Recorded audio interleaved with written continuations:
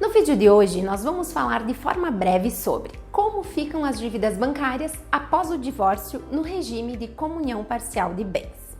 De modo geral, no regime de comunhão parcial de bens, os bens adquiridos na constância da união por um ou por ambos os cônjuges serão partilhados na proporção de 50% para cada um em caso de divórcio. No entanto, com as dívidas não é diferente. Ainda que contraídas apenas por um dos cônjuges, ambos são responsáveis pelo pagamento e, em caso de divórcio, as dívidas também devem ser partilhadas, assim como os bens. O fundamento intrínseco do regime de comunhão parcial de bens é a presunção de esforço comum do casal, seja de forma financeira ou emocional. Por isso, a partilha dos bens adquiridos e dívidas contraídas durante a união devem ser partilhados. No caso das dívidas, inclusive as bancárias, os tribunais brasileiros vêm entendendo que somente serão partilhadas se reverteram em proveito da entidade familiar. Nesse caso, o cônjuge que não quiser partilhar as dívidas terá que comprovar, através de documentos e testemunhas, que os valores não foram revertidos em favor da família. E o financiamento da casa, como fica?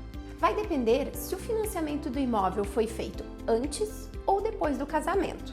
Se o financiamento do imóvel foi feito antes do casamento, o que integra a partilha é o percentual do imóvel que foi pago durante a união. Nesse caso, é preciso identificar o número de prestações quitadas durante a vigência da união e o percentual que essas representam do bem adquirido.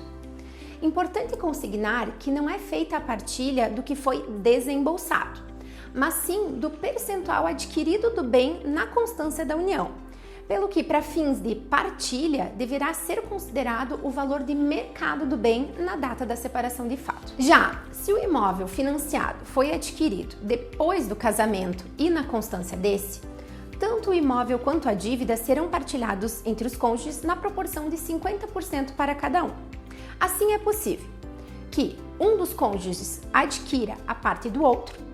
Nesse caso, a compra deve se dar pelo valor de mercado do bem na época da separação, descontado o saldo devedor contratado junto à instituição financeira. O saldo apurado na proporção de 50% será devido pelo cônjuge que adquirir o bem ao outro, além de ter que assumir a dívida ainda pendente, arcando com o pagamento das parcelas junto ao banco.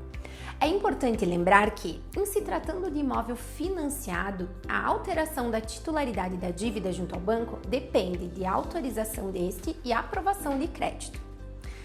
Já se nenhum dos cônjuges tiver interesse em comprar a parte do outro ou não tiver condições financeiras para tanto, o imóvel deve ser vendido a terceiros, quitando a dívida junto ao credor fiduciário, que é o banco, repartindo-se os lucros. É importante ficar atento que, se tratando de imóvel alienado fiduciariamente, até que se resolva o destino do bem, as parcelas devem continuar sendo pagas em dia para evitar o inadimplemento do contrato e a venda do bem em leilão. Espero que tenha gostado desse conteúdo. Até a próxima!